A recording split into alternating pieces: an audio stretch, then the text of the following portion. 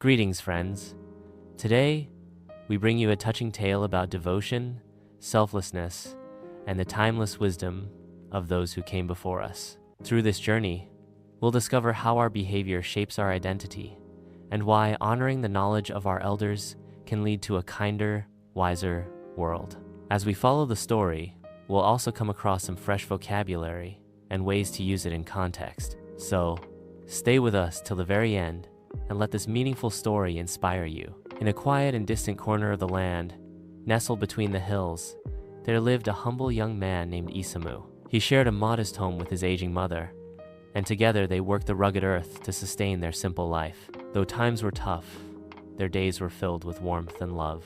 Their peaceful routine, however, was shattered by a harsh proclamation from the emperor, a heartless ruler known for his cruelty. He declared that all elderly citizens must be put to death, claiming they no longer served a purpose and were only a drain on society. Fear and sorrow swept across the land, as no one dared challenge the emperor's will. Isamu was stricken with grief. His mother was not only his parent, but his greatest strength, his compass in life. He found himself torn between loyalty to the law and his devotion to the woman who had given him everything. In the end, his heart chose for him. He could not allow her to be taken. No rule, no ruler could make him abandon her. Before the emperor's men could arrive, Isamu made up his mind. He would take his mother into hiding in the mountains. He recalled an old shelter he had once discovered during his travels, a neglected hut far from the village.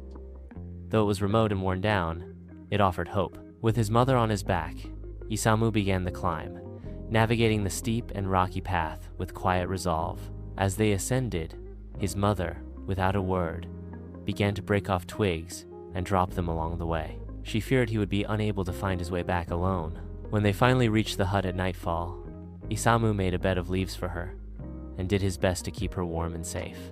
As he prepared to leave, his mother's voice, soft but steady, reached him. "Follow the broken branches, my son. They will guide you home." He turned to see her hands, scratched and bleeding, the result of her silent effort to protect him. Though she was weak and in danger, her love had never wavered. He was overcome with emotion. Leaving her behind was the most painful thing he had ever done, but he knew it was the only way she might survive. Day after day, Isamu returned to the mountains with food and supplies, continuing his work in the fields by day and climbing the harsh trail by night. He risked everything, asking for no reward. One day, the emperor made another cruel demand. He commanded that someone bring him a rope made from ashesan, absurd and seemingly impossible task. Confusion and despair spread quickly. No one had the faintest idea